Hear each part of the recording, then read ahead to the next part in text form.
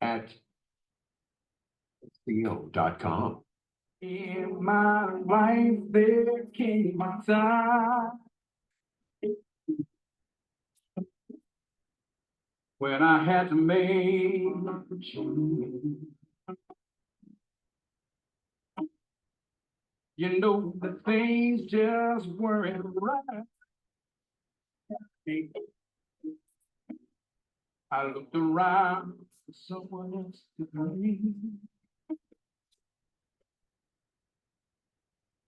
I searched and I searched and I reached out inside.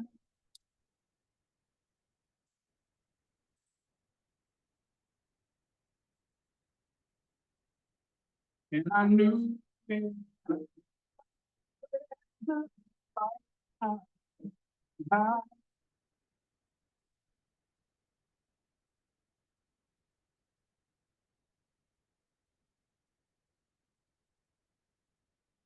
I can be free. I can be free. I can rise above. I can be free. I can be free. I will rise above. When you're all alone, there's nowhere left to go. Good afternoon, everybody. This is Dr. Duncan McCollum coming to you live from KSCO. And I'm very glad to be here. And it's a beautiful day. I did turn my mic up for some reason. It's not going. There we go. Wow, that's all the way up to 10. All right, well, I'll start over again. It's a beautiful day and I have a voice. Thanks to the amazing Dave Michaels on the helm back there, making sure everything's working right. And let's see if I turn this up a little bit. I guess we're good. Anyway, I will have a theme for the show, and occasionally I'll look on PubMed. You know, it's like the kind of the gold standard for the literature going out there in the medical field, and I like to see what's trending, and it's really pretty interesting what is trending right now, and it's kind of funny because it's something that we've been talking about ever since I've been on the radio show, and for the last 6 years probably plus, and it has to do with bugs in your gut. And all of a sudden it's getting all of this to do like it's newly discovered and that it has something to do with your health.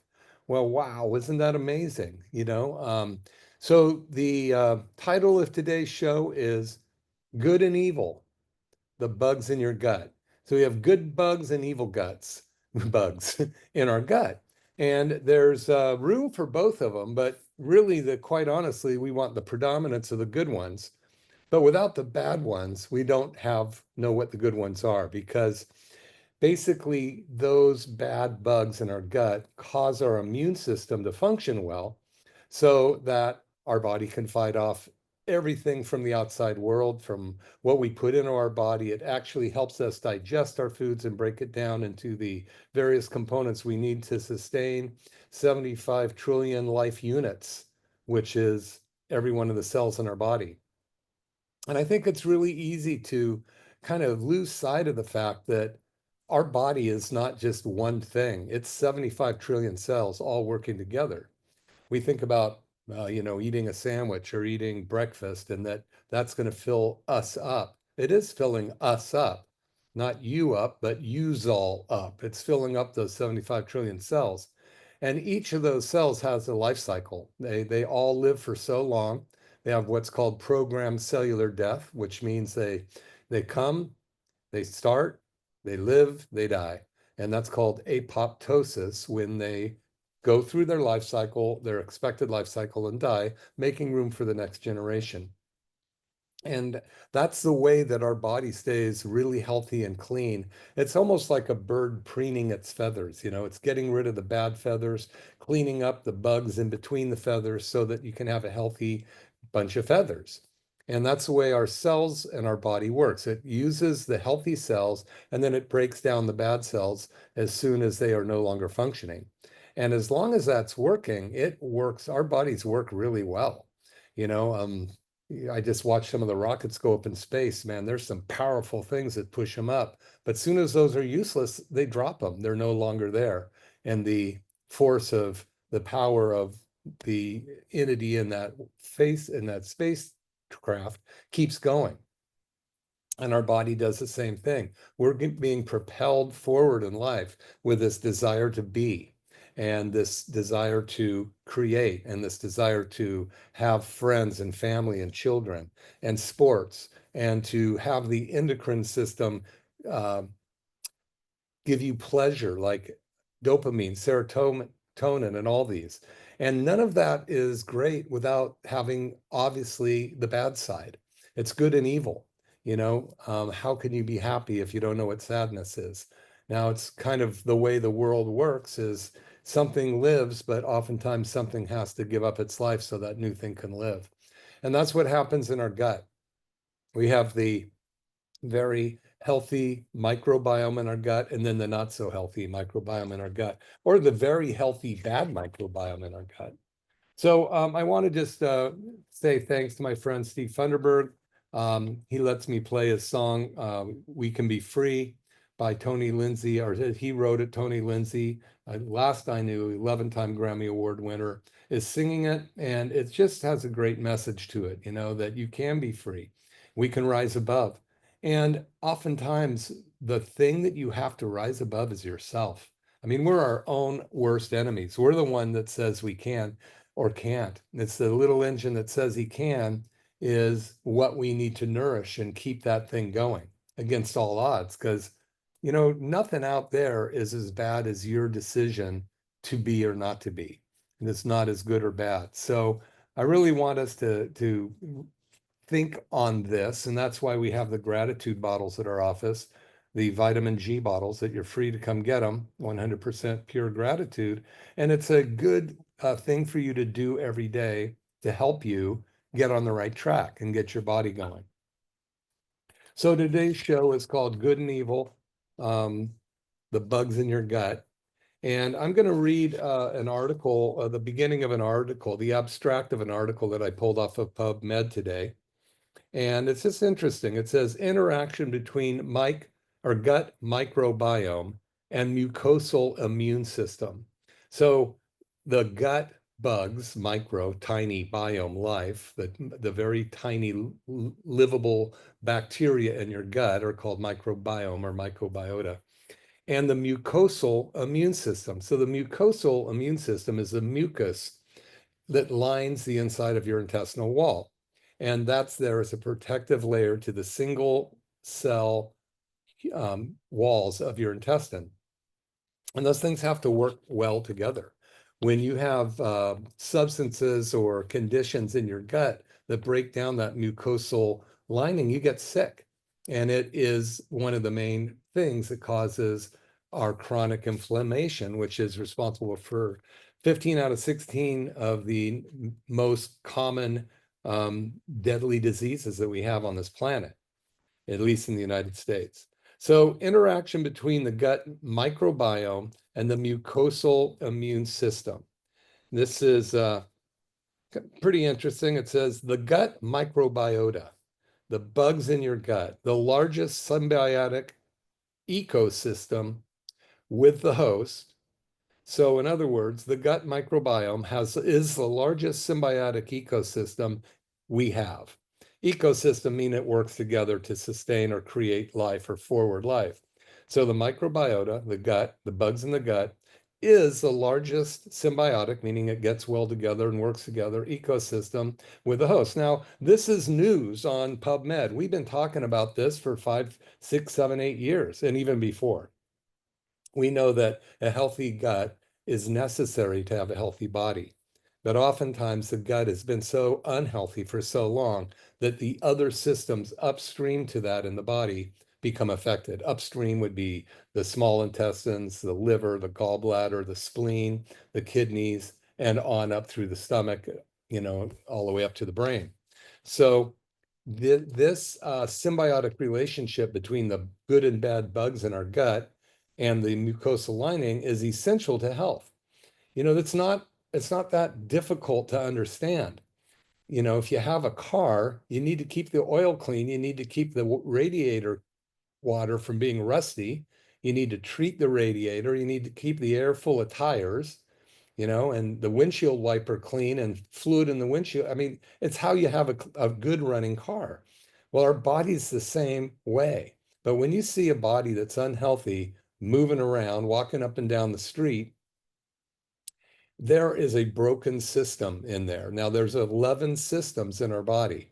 Things like the circulatory system, that's how the blood circulates through our body, the respiratory system, oxygenation of all the cells in our body, musculoskeletal system, what allows us to move, the muscles functioning like that, this nervous system, which of course is what controls every cell in the body. You have 31 spinal nerves going to 75 trillion cells. There's the digestive system, which I've been talking about here, and the microbiome in the gut, and how important that is, because that's really the exhaust system. You can have a really good engine, you could have a great leather in your car, good interior, you could use good gas, but if there's something messed up with the exhaust system of the car and it's leaking a bad exhaust back into the cab of the car, it will kill you. So the digestive system is so important because it is what is eliminating the toxins out of the body. It's giving you the gas you need, the fuel you need to propel you forward, but then it's the elimination of all of the byproducts of that and cellular debris from cellular function is really important. And so this article from PubMed today that said interaction between the gut microbiota and the mucosal immune system. Okay, and it says the gut microbiota, the largest symbiotic ecosystem with the host, being you, has been shown to play an important role in maintaining intestinal homeostasis. Well, that's a mouthful, but in other words, the bugs in your gut play an important role of keeping your intestinals healthy and in keeping you healthy. Because if you don't have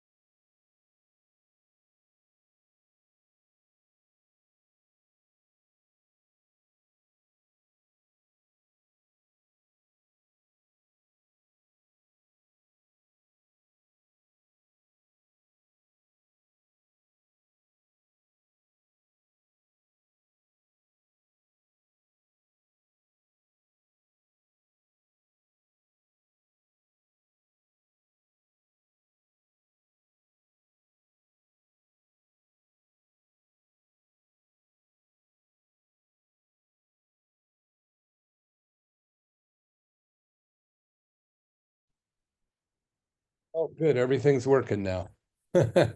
How interesting is that? Okay. So I brought the articles in to talk about the microbiome and your gut and how important it is for your gut to stay healthy. This isn't working right, so I'm going to have to turn it sideways. Okay. I apologize for being human.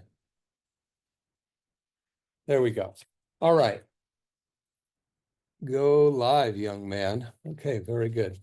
So we're talking about what we want to do to keep healthy is it's so important to keep our microbiome healthy, the bugs in our gut, and the gut mucosa immune system, which consists of lymph nodes and epithelial cells and ports in between the blood system and the digestive system or the gut itself.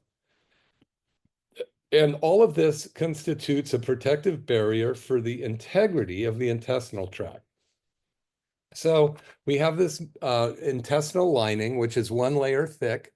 That's the way substances get from our gut into the bloodstream, so it can get to the 75 trillion cells. It does that by going through the mucosal lining, through ports and channels and spaces, tight junctions between the intestinal wall. When we get bad microbiome, and remember, this is the good and evil of the gut microbiome, we get bad bugs in our gut, they actually cause an inflammatory condition to occur.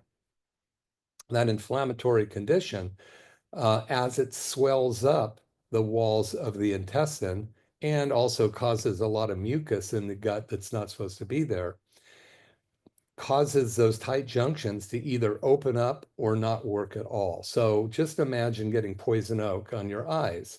Your eyes will swell shut, the skin around your eyes swells shut. You still have eyes, they're just not working. And then if you get it bad enough, you have all this stuff coming out of the pores. And that's what happens when you have a bad mucosal lining. Not only does it swell up, but you get substances oozing out of those cells. And that is basically a toxin. It can be a neurotoxin, various different things that are trying to kill the foreign invader. And oftentimes it turns on the body itself. So I want to talk about some of the things that can actually cause this microbiome, the ratio of good and bad, to take over. And we now know there's so many great strains of microbiome out there. You can get some at the health food store, but you don't want to stay with the same one. You want to spread around and do different ones because your body gets used to some. And then it becomes a monoculture, very deep, one type of culture, maybe lactobacillus. But you need about 140, 150 different strains of bacteria in your gut to digest the different types of foods. And not only that, but they're manufacturing plants. So you can't have a bunch of windshields. You need to have tires, fan belts, oil, seats, all that different parts of the car. So the microbiome in your gut, different microbiome are breaking down different substances that you're consuming and turning them into different types of fatty acids, amino acids, vitamins, minerals, and all of those substances necessary to life. So there's been a lot of news and talk in the news about these weight loss substances, these injectables, and how dangerous they are for a body. But they're actually working on certain microbiome, on the knowledge of things that actually are going to help break down the fat cells. And this is very interesting because there's microbiome in your gut that can do this. You just got to feed them.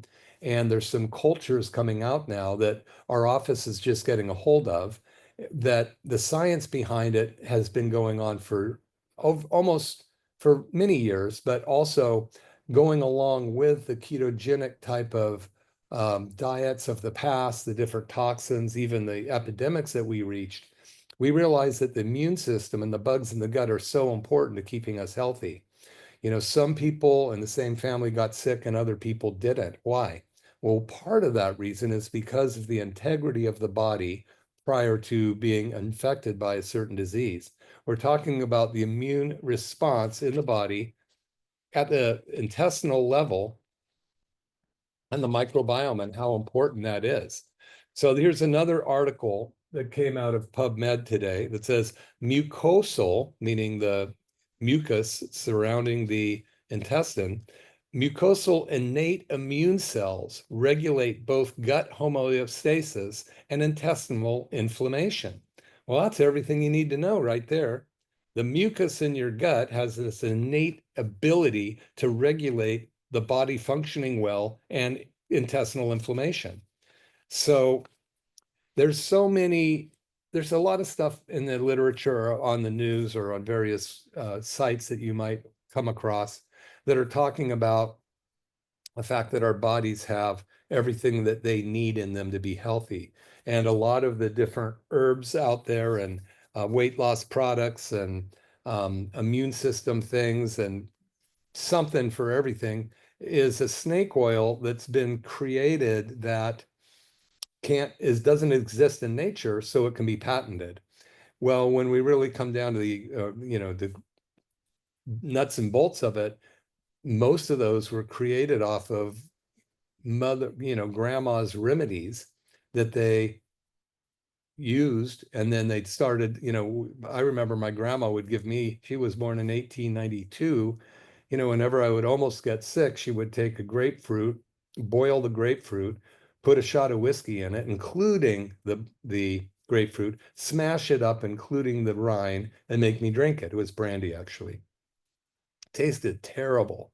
But you know what? The quercetin inside the grapefruit rind happened to be what I needed to boost my immune system and make me better. The brandy probably put me to sleep and also created an inflammation in my body to help me fight off whatever bug was trying to get me. But she had all these amazing remedies, and those are still out there. But so many people think, oh, if this man-made product has to be better than this natural one because it's a serious condition, so I'm not going to mess around with it. I'm going to get the man-made one. There's so much literature out there that's saying that it's no better than the natural remedies. Of course, you have to be able to find those natural remedies. I'm part of a group of doctors. There's about 30 to 40 of us on any given call every week that we're learning about some of the latest stuff. That's how we've been learning about this new microbiome that actually is helping with the weight loss. That the same thing, those things they're injecting you, it's your own body makes them. They make this stuff. That's how they know about it. But we've suppressed our own microbiome of these particular cells that actually will break down the fat and cause the fat cells to shrink. But, they won't tell you that. They want you to inject yourself with a pen, and potentially all those other damaging effects can come and get you. So, but where do you go to find the right thing? Because there's so much stuff out there. There's just so many pop-up, almost on every corner, there's somebody selling a new natural product that's going to cure you. But it's really important to have stuff that's well researched and isn't going to make you sicker for taking it. And there's several reasons it could. Maybe you're not taking it right, and it's so powerful that it's detoxifying you too quickly or killing off the bugs too quickly, and the neurotoxins from those bugs dying are going to make you sick and going to damage your systems, or it's not the right, there's no potency to what they're saying is in there, or it's contaminated with heavy metals, which is very often the case. A lot of the substances that you get might have XYZ in it, but they also don't tell you that it has, the left-hand side of the periodic table of heavy metals in there that are going to kill you because they don't have to mention them. But so a good product is something that has been third-party tested. And those are the products that I will only recommend and only use at our office. The ones that I know for sure have been third-party tested by this one gentleman, Shane Morris, who actually is the creator of systemic formulas. Well, his grandfather was, and Dr. Wheelwright, and that was, they've been pioneering and studying this stuff for probably 8 decades between the two of them. So it's important to make sure you're getting the right microbiome. My name is Dr. Duncan McCollum. I'm calling. This is McCollum Wellness Radio on KSCO. I'm very happy to be here. My show plays every Saturday from 1 to 2, and then Mondays from 3 to 4. You can hear the rerun of it then, or a different show that I put on. So there's a lot of people that have problems with their digestive system that may be causing you to hold on to weight or not be able to hold on weight. But that doesn't stop there. Inflammation in the gut causes myriad of different type of disease conditions to occur. And when you look at inflammation in the gut, that stands to reason that you have inflammation at a cellular level.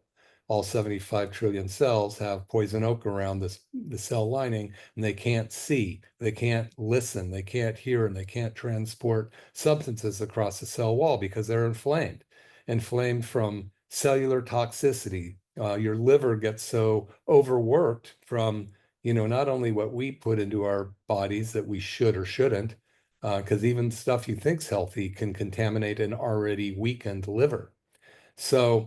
So often, and just the other day, I had a woman I was talking to that said, well, I've been eating very healthy for the last 30 years.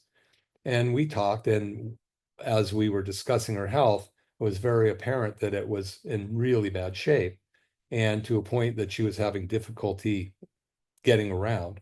And she tried a lot of different things, and nothing seemed to work for her. To a point, she was getting peripheral neuropathy. That's what brought her into the office, was the fact that her feet were no longer allowing her to live life. She couldn't walk more than maybe 100 steps without her feet going numb or hurting, so she had to sit down. She had them burning first thing in the morning. It would wake her up. She felt like she had wadded up socks in her feet, in her shoes, and so many different things. But let me tell you, this is the end product of a lot of previous problems. There is no way that somebody gets peripheral neuropathy without an underlying condition that's been going on for years. There is an exception: acute toxicity from some kind of environmental chemical, or it could be in your house, or it can be food that you've been tainted with, or of course, an injury damaging the nerve itself physically. But the peripheral neuropathy problem comes on almost imperceivably until it's no longer imperceivable. And then it will continue to grow. There is almost nothing out there in traditional medicine to address peripheral neuropathy except for off-label drugs that are used for, that were created for epileptic seizures. And these medications that they prescribe, they'll even tell you they're not going to handle it. They'll just dampen down the symptoms. So let me ask you a question. If you had a toothache and you kept taking aspirin to dampen down the symptoms, or putting a clove on your cheek like my grandma had me do, that's natural, right? And it would numb the area and I wouldn't feel the bad tooth. Or I could take aspirin, or I could put cold on it. But it's just a matter of time till that tooth blows up and it needs to be extracted. And then, or something, worse, it causes an infection that gets systemic, and it can be a life-threatening condition, especially if they're on the top part of your jaw, because that's only a couple inches from your brain. So the understanding that when symptoms show up, that condition has been going on or growing for a long time. Again, unless it's an acute trauma or acute poisoning, by the time people come into my office, they might have been feeling this peripheral neuropathy for 6 months. They go, yeah, just come on about 6 months ago. I don't know. And then I dig and find out they started to have symptoms of it 2, 3, 4 years ago, and they would ignore it. And then it would get worse and worse till they come into our office and they're sometimes 40, 50, 60. We've even seen 90 and 100% loss of nerve function, of sensory function on the tests we do of their lower extremity or even hands. And this is really a kind of a drag, because the worse it is, the harder it is to reverse. But we've been very successful in reversing almost all cases. There's been a couple that have been difficult and more of a medical condition, and we have to refer them to a medical doctor finally, or they just decide to move on themselves out of frustration. But, the process is has a very broad group of treatments to hit the body on every angle. Remember, what is causing the nerves to die is inflammation somewhere in the body. And whether it's in the gut, whether it's in the brain itself, which is very common. We have so many breaches of what's called the blood-brain barrier that toxins are getting into our brain, into the fat cells there. A lot of people that are pre-diabetic or diabetic, which 60% of the population are diabetic or pre-diabetic, have a breach of the blood-brain barrier. That's a blood vessel that feed your brain that get swollen, just like the gut I was talking about, opening up the tight junctions of the bloodstream going through your brain. And then bad, big substances leak into there and reap havoc. This can cause, it can get heavy metals in there, molds in there, even some of the viruses, Lyme disease, all these different opportunistic bugs that our body would typically welcome and hold them down, making sure that they had kept everything at a dull roar, because we need those in order to build up our own immune system. If we were devoid of all different types of contaminants in the world, like if I lived in a glass house with nothing in it, and then I went outside, I'd probably be dead in a week because of the environmental exposure to all those chemicals and airborne, waterborne, skinborne, and consumable that my body couldn't fight them off fast enough because my immune system would be nil. So it's so important that we have a strong immune system. And so we're talking, I kind of moved into talking about the chronic inflammation in the body, the nervous system. We started talking about inflammation in the gut, and these article papers that I printed off of PubMed, the top of the news today, which sound like, aha, man, this is, guess what? We never knew this before, but there's an interaction between the gut microbiome and the mucosal immune system. Wow. Unbelievable. You mean if you have toxins in your gut, it could be damaging to your health? Interesting. And then the other article is mucosal innate immune cells. I love innate. That means your own inborn ability to heal. Your own mucosal innate immune cells regulate both gut homeostasis, in other words, making sure everything's cool and copacetic. The gut immune cells keep the environment healthy. And by doing that, they reduce or keep within a reasonable amount of tolerance the inflammation of your intestinal inflammation. And then this article says continuous exposure of intestinal mucosal surfaces to diverse microorganisms and their metabolites reflects the biological necessity for a multifaceted, integrated epithelial and immune cell mediated regulatory system. Wow, what's all that mean? It means because we have a lot of different diverse type of bugs in our gut, and we have an immune system on the intestinal lining of our body, it needs to be exposed to a diverse group of all of these. And then we have to have enough of the good ones in there to make sure that the bad ones don't take over. The development and function of the host cells responsible for the barrier function of the intestinal surface, and then it names a bunch of these, are strictly regulated through both positive and negative stimulation by the luminal microbiota. Well, luminal means the lumen, that means the intestinal, inside of your intestinal wall, or the colon, or the large intestine, whatever you want to call it.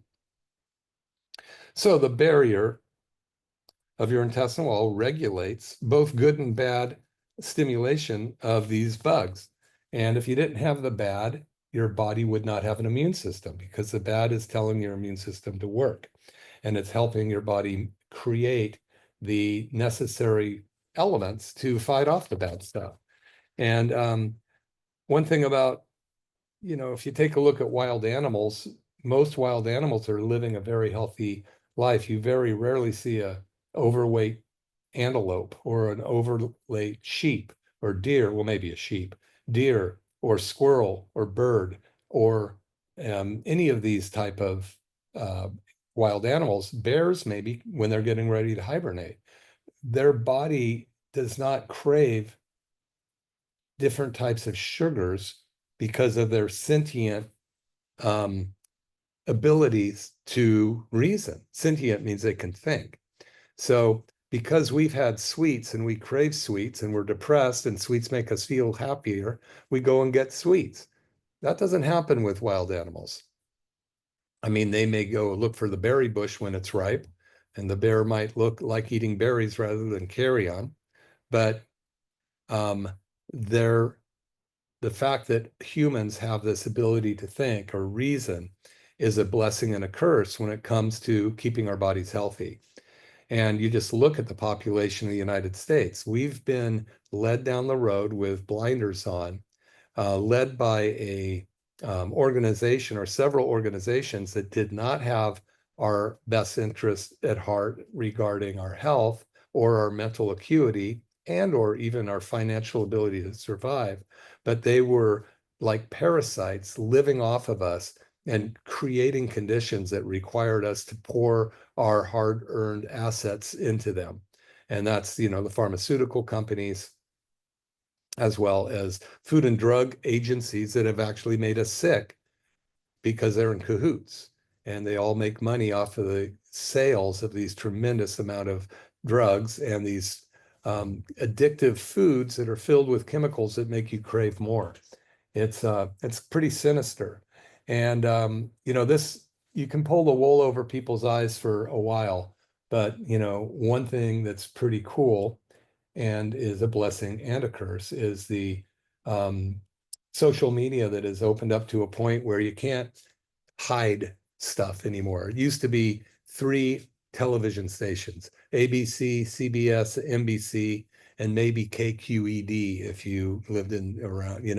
But that was it. They controlled the news. Walter Cronkite and them, they would tell you what to believe, what to think, what the world was going on. Now that has created this ability of the unelected people, the bureaucrats, and the huge conglomerations of pharmaceutical companies to just go on their business, making a lot of money off of us and keeping us sick. And now they can't do it as much because they've been exposed by social media, freedom of speech and all that kind of stuff. But the point is, where do you go? So we have an awakening. What do we do with the awakening? There's I have two rules of happy living. One is be willing to experience anything.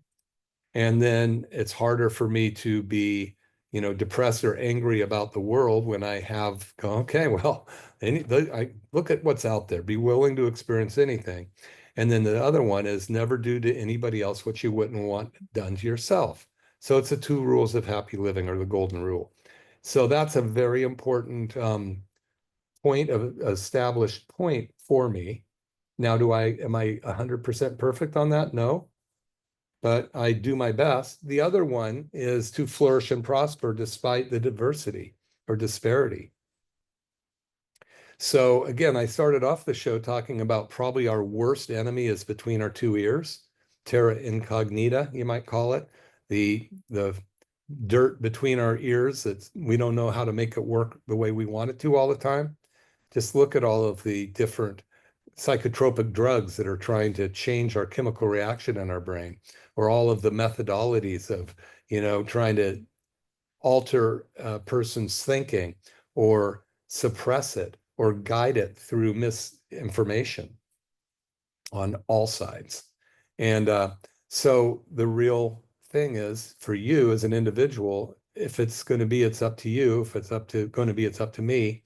But remember that with you individually, you are made up of 75 trillion cells. So some of them are going to be wanting things that are not for you. A lot of the bad microbiome in your gut are craving sugar, and they're craving sweets, and they're craving ice cream and apple pie, and maybe trans fatty foods. They're just craving French fries. Now, those are not you. Those are those, quote, symbiotic, unquote, bugs in your gut. Some of them are working for you, but others are destroying you. Just like we have, this huge body of people in the United States, 370 million people or something, right? And some of us work together and some don't. We're supposed to be, one nation working towards helping everybody move and grow in one direction. But because of the diversity, it's going to never be a perfect world.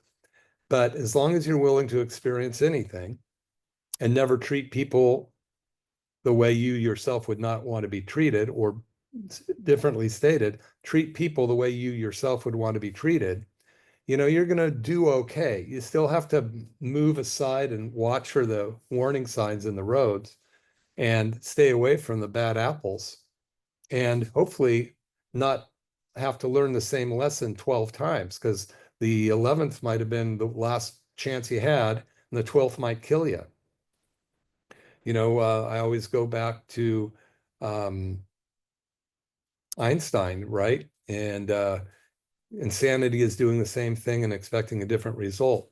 Well, if you've been taking certain substances or products to help you get well and you're still not well, probably you're not taking the right stuff, or you're shooting at the wrong target. So, if you're shooting at the wrong target, then you'll never get a hit.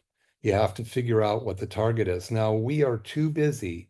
We're so busy that we can't expect everybody to know everything about everything, right? And so, people are really good at certain things. They're really good at their job, or their hobbies, or their sports, or fixing their vehicles, or this or that. And they might actually even pay professionals to do all those different things. But too many people think when it comes to the body, oh, I'll do it myself. I can't afford to be healthy. I can't afford to get myself fixed. They want too much money for me to get fixed. Well, at the end of the day, the only thing you have is your health. And even your family members are not going to be there when it's all over. They're going to be there missing you. But it's, you have to at least be able to take a look at stuff and try to be responsible enough to make your own decisions when it comes to health. A lot of family members don't have your best interests in heart. It's crazy. I see people come in, and sometimes a family member says, you need to do this. It's absolutely what you need to do to get healthy. Other people come in and they say, no, you don't want to do that. For whatever reason, maybe they just didn't understand what's wrong with them. Maybe they just don't think that this particular type of treatment's going to be right for them. Or, a lot of times people don't want to spend the money. It's just that plain and simple, and a lot of people have money that they're going to just leave to somebody else, or it's going to go to probate, and they're not enjoying their lives because they're unhealthy or sick. Now, it may be my office or another office, but you got to go take care of your health and make it a top priority, because, there's a lot of uncertainty in the world now. There has been, and there will be. And there's going to be, who knows what's going to come out next. I mean, there's earthquakes happening all the way around the world. If you ever, see any of those apps, it's like, wow, are we going to have a prehistoric explosion of, gases into the atmosphere again? Who knows? But the ones that are prepared are going to be the ones that survive well. The ones that aren't are going to be the ones that are, you might feel bad for them, but they didn't do what they needed to do to be healthy. Do I do everything I need to do to be healthy? No. Should I? Yeah, there's a lot of things that I should do. But, when it comes down to my immune system, I just happen to be, I'll say, I can say I'm lucky. But when I was a kid, um, you probably know my story. I fell out of a tree and broke my back at 12. I was a pretty healthy kid before that. I was very able, very fast runner, these type of things. My back injury went unnoticed, or undiagnosed. But throughout my teen years, I developed pretty bad allergies and asthma that I'd never had before. I remember the first time, it was in fourth or fifth grade. I'd injured my back at the summer between third and fourth grade. I was at school and I got allergies so bad I had to go home. My eyes swelled up and everything. It was terrible. I'd never got them before. So I started having to take allergy medication. I had to carry it with me in school. I started getting asthma if I overworked myself. And I also had developed these kind of weird learning disabilities, dyslexia and things. Well, when I learned what I know now, that dyslexia was very probably amplified by the fact that when I made an E backwards, missed working in school, flipped out, and rather than having me do it 100 times the right way, said I had dyslexia. And being labeled is not good. You have a label at a young age, and it takes your certainty away and your pride away. And then, of course, playing with mercury, the amount of mercury that I did, putting it on dimes and had a little jar of it, and the toys would have it in it, and you break it open and add it to your collection, put it on dimes because it was cool, it stuck to dimes. And I know I put that in my mouth. I was, not the smartest apple on the block, but I developed very bad dyslexia. The point I wanted to get to was when I finally hurt my back so bad at age 20 that I couldn't even move, and I was carried into a chiropractor's office, local guy, Dr. York, downtown, by two guys that don't even remember their name. They had to hold me up in front of the x-ray so Dr. York could take an x-ray of me. And then he is the first guy, 20 years old, pointed at my x-ray and asked me when I broke my back. I broke into tears because I'd been screaming pain for years. So nobody listened except for, Alice from, Go Ask Alice on The White Rabbit did. She said, take these drugs, and it helped, but it almost killed me. My point here, as I digress, is that after I started getting chiropractic treatment on a regular basis for my low back, one day I realized I did not have asthma anymore and I didn't have allergies anymore. So when I fell and broke my lower back, I actually damaged my upper back, where the nerves that come out of there go to the lungs, and my neck, where those neck nerves go to the immune system, the mucosal lining and all that. So I'd had nerve damage. That's the only explanation. When I had enough freedom of those nerves by being adjusted over a period of time, my immune system healed. My lungs healed. I no longer had asthma, no bronchitis or any of that stuff. So my point is talking about the body's ability to heal itself, and this article that came out, a couple of them that came out on PubMed, mucosal innate immune cells, that means the mucus, the immune system embedded in the mucosal lining of your intestines, regulate both gut homeostasis and intestinal inflammation. So these guys are the gatekeepers. When you have a healthy mucosal immune system, it regulates homeostasis, makes sure the balance of acids and base and toxins in your gut is healthy, making sure you have enough of each of the bacteria, making sure you're killing off the bad ones or hiding from the bad poisons. It does that, and it also regulates the inflammation by putting out substances and increasing certain microbiome growth to kill the intestinal inflammation. As long as that works, the rest of the body is going to be in really good shape. Because remember, when you have an intestinal mucosa leaking into the body, you get other inflammation around the body into targeted organs or to every cell in your body. And then you have a dysfunctional body. It swells up, blows up. You get all kinds of chronic disease. So you become a petri dish for every possible invader out there. You can get Lyme disease taking over. Most of us have spirochetes from Lyme in us right now. Their body just keeps them at bay. You can have the measles, the mumps, the chicken pox, in whatever these things that get into your body are, bad bacteria, COVID, all these various things. The body just looks at them and yawns and goes, okay, it's those guys. The neighbors are making noise again. Go wipe them out for you. Okay.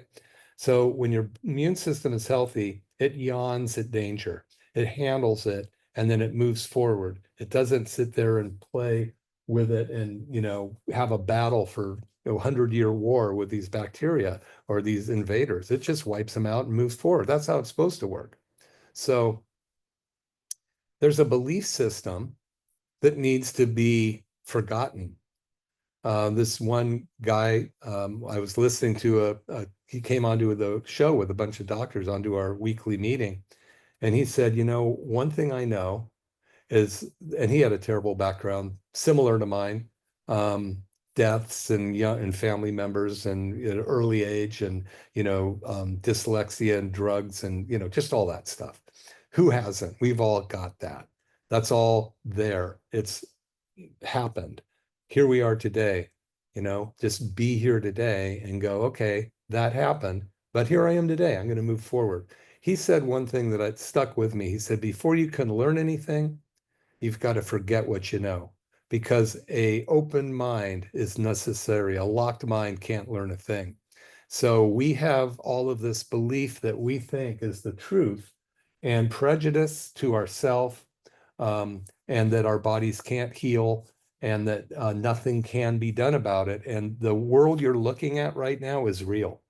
Well, I'll tell you what, the world you're looking right now is an illusion because you have the ability to make it and see it any way you want. You can see it as the darkness of Darth Vader and his group, or you can see it as the land of opportunity with those parasites there purposely to strengthen you and move you forward in life. So whether it is in your gut or in the world, it's the same thing.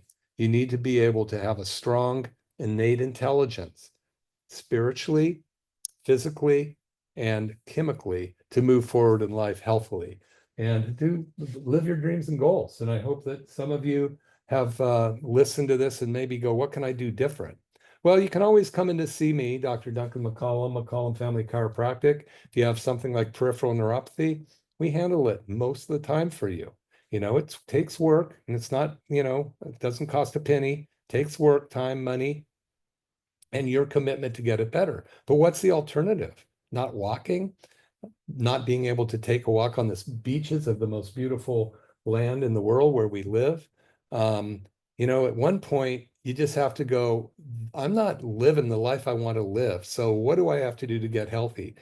Well, I might be able to help you. I may not be able to help you, but call us 831-459-9990 and just find out. Maybe it's joint pain. Maybe it's, headaches, maybe migraines. Holy moly, how many migraines have we helped? Unbelievable. They're just not that hard to fix. And there's so much. You have to look at the body as a whole in order to do it.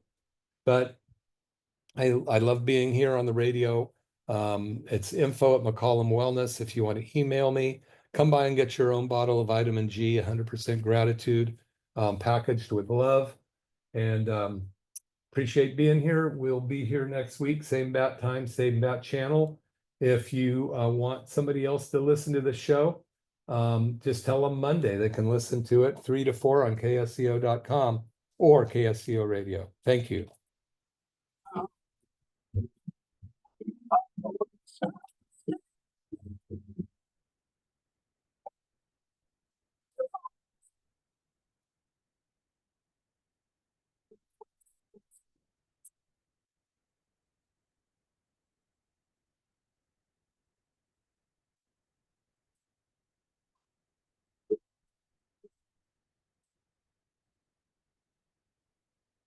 We will